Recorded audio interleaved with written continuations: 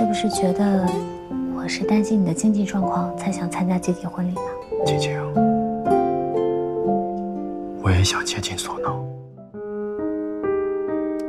于先生，你日子真的过得很粗糙哎，生活要有仪式感。我是实用主义。那我来了，你要改个主意。你看，这样是不是漂亮多了？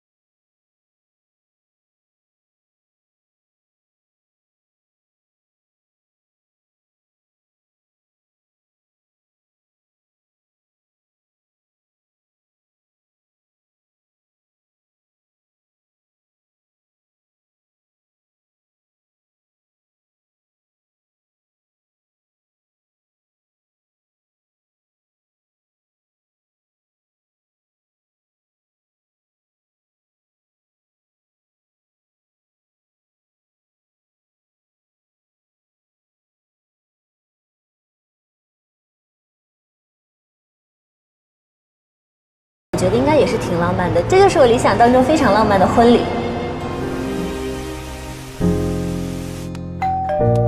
谁呀？我。你怎么来了？明天是周末吗？快进来，快进来！快来，快来！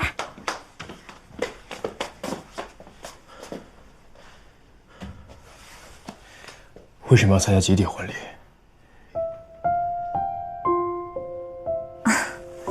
你开了200多公里的路，就是为了过来问我这个问题呀？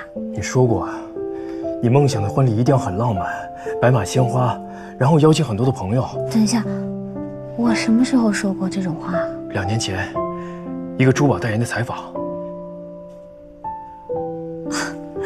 这种话你也信啊？采访的时候问到这种问题，肯定只能现场编一个呀。那你想要什么样的婚礼？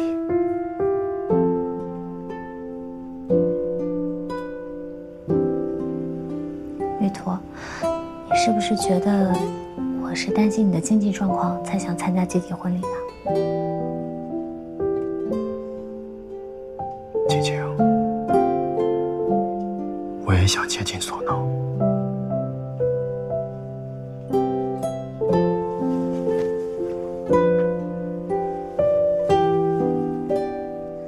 谢谢你，我要嫁给你，你当然要竭尽所能。